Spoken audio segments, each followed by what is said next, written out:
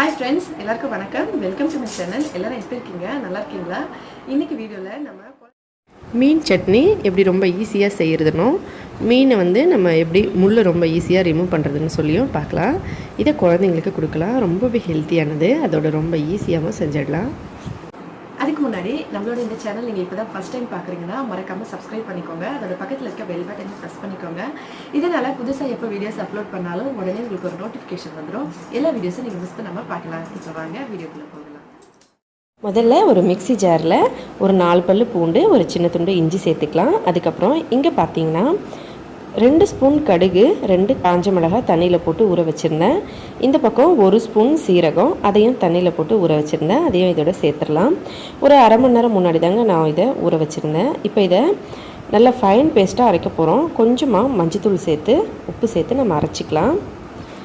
நீங்கள் வெள்ளை கடுகு இல்லைன்னா கருப்பு கடுகு சேர்த்துக்கலாம். மீனை நல்லா சுத்தமாக கழுவிட்டு க்ளீன் பண்ணிவிட்டு அதை கொஞ்சமாக மஞ்சத்தூள் போட்டு தடவி அப்படியே வச்சுருந்தேன். அதில் இப்போ உப்பு சேர்த்துக்கலாம் இந்த டிஷ்க்கு தேவையான அளவுக்கு. அதுக்கப்புறம் கொஞ்சமாக லெமன் ஜூஸ், எலுமிச்சை பழத்தை ஒரு சின்ன துண்டு தான் கட் பண்ணேன், அதை இதோட சேர்த்துட்டேன். அதுக்கப்புறம் நம்ம அரைச்சி வச்ச பேஸ்ட்டு, இப்போ இது எல்லாத்தையும் நல்லா சேர்த்து விட்டுடலாம். இதை மிக்ஸ் பண்ண தேவையில்லை, நம்ம சும்மா லைட்டாக சேர்த்தா போதும். இந்த மாதிரி நீங்கள் எந்த மீன் வேணாலும் எடுத்துக்கலாம். மீனோட நடு பகுதி எடுத்துக்கோங்க. தலைப்பகுதியும் வால் பகுதியும் எடுக்காதீங்க. ஏன்னா அது கொஞ்சம் முள் எடுக்கிறதுக்கு கொஞ்சம் கஷ்டமாக இருக்கும். அதனால் நடு துண்டாக எடுத்துக்கோங்க. இந்த மாதிரி மிக்ஸ் பண்ணியாச்சு. அடுத்தது பூசணி இலை இல்லைன்னா வாழை இலை சுத்தமாக கழுவிட்டு எடுத்துக்கோங்க.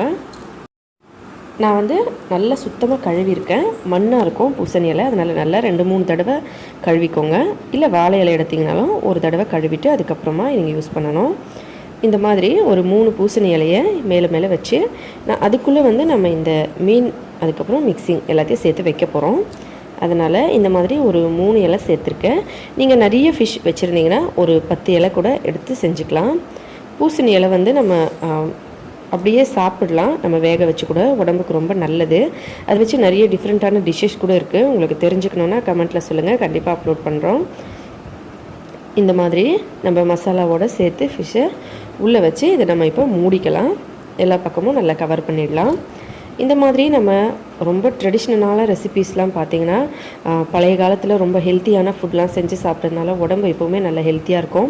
இப்போல்லாம் நம்ம நிறைய கடையிலேருந்து வாங்கி சாப்பிட்றது, கடையில் சோடா அந்த மாதிரி ஐட்டம்ஸ்லாம் சேர்த்து கொடுக்கறதுனால உடம்புக்கு நல்லதில்லை.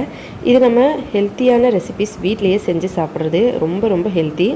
பாருங்கள், இந்த மாதிரி நல்லா மிக்ஸ் பண்ணிவிட்டு ஒரு பிளேட் எடுத்துக்கலாம். அந்த பிளேட் மேலே இதை வச்சுக்கலாம். இந்த மாதிரி அவ்வளோதான், வேறு எதுவும் பண்ண தேவையில்லை. நம்ம இதில் எண்ணெயெல்லாம் சேர்க்கவே தேவையில்லைங்க. இது அவ்வளோ டேஸ்ட்டாக இருக்கும். இப்போ ஒரு கடாயில் அடியில் கொஞ்சம் தண்ணி ஊற்றி ஒரு ஸ்டாண்ட் வச்சிடலாம். அது மேலே நம்ம ரெடி பண்ணி வச்சுருக்க இந்த தட்டு வச்சிடலாம். இந்த மாதிரி அவ்வளோதான். இதுக்கு மேலே ஒரு பிளேட், இந்த மாதிரி பிளேட், இந்த பிளேட் செட் ஆகலை. அதனால் நான் வேறு ஒரு பாத்திரம் வைக்க போகிறேன். மீனில் டச் ஆகுது, அதனால் நான் ஒரு கிண்ணத்தை எடுத்து இந்த மாதிரி கவுத்து வச்சுருக்கேன் மீனில் படாமல். இப்போ இது வேகட்டும். ஒரு 20 நிமிஷம் கழித்து பார்க்கலாம்.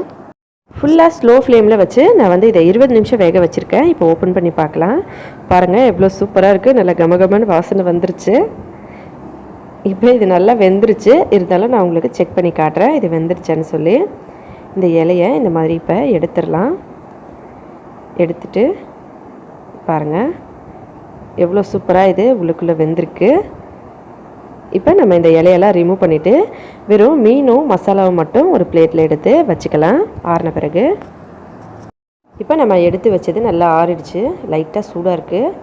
இப்போ நம்ம என்ன பண்ணணும்னா மீனை இந்த மாதிரி மேலே வச்சு இப்படி லைட்டாக இந்த நம்ம ஒரு சைடு தள்ளிவிட்டோம்னா அந்த நடுவில் இருக்க முள் நமக்கு தெரியும். பாருங்கள், நடுவுலையும் சைடில் மட்டும்தான் இந்த மீனில் முள் இருக்கும். அதனால் நம்ம ரொம்ப ஈஸியாக எடுத்துடலாம் சங்கரா மீனில். நீங்கள் இதே மெத்தடில் இறாலையும் செய்யலாம். நிறைய ஃபிஷ்ஷில் செஞ்சுக்கலாம், உங்களுக்கு பிடிச்ச மாதிரி ஃபிஷ்ஷில். இது முள் இந்த மாதிரி தான் நம்ம எடுக்கணும். மீன் நம்ம வேக வச்ச அப்புறமா முள் ரொம்ப ஈஸியாக எடுத்துடலாம். அதை இந்த மாதிரி தான் எடுக்கணும். பாருங்கள், ஒரு மீன் நம்ம வேக வச்ச பிறகு அந்த மீனை இந்த மாதிரி, அதாவது நம்ம கட் பண்ண சைடில் இப்படி மேலே இருக்க மாதிரி நம்ம பிடிச்சிட்டு ஒரு சைடில் இந்த பக்கம் முள் நடுவில் தெரியும். நம்ம இப்படி பிரித்தோம்னா மீன் தனியாக முள் தனியாக வந்துடும். இது நல்லா சூடாக இருக்குது. லைட்டாக ஆறின பிறகு எடுத்திங்கன்னா இன்னும் கூட ஈஸியாக வந்துடும். பாருங்கள், நான் நடுவில் இருக்க முள்ளை எடுத்துட்டேன். இப்போ இந்த சைடில் பார்த்திங்கன்னா இந்த மாதிரி நம்ம தொட்டு பார்த்தோம்னாலே தெரியும் முள் இருக்கிறது. நம்ம வந்து அந்த முள்ளை ஈஸியாக எடுத்துடலாம். சைடில் இருக்க முள்ளை இப்படி எல்லாத்தையும் எடுத்துடலாம். எல்லா மீன்லேருந்தும் முள்ளை எடுத்துட்டேன். அதுக்கப்புறம் ஒரு தடவை செக் பண்ணிக்கோங்க. எதுக்கும் இப்போ செக் பண்ணிவிட்டு இந்த மாதிரி எல்லா மீனையும் நம்ம கையில் லைட்டாக ப்ரெஸ் பண்ணோம்னாலே அது நல்லா மேஷ் ஆகிடும். இந்த மாதிரி எல்லாத்தையும் மேஷ் பண்ணோம்னா நமக்கு ரெடி ஆகிடும்.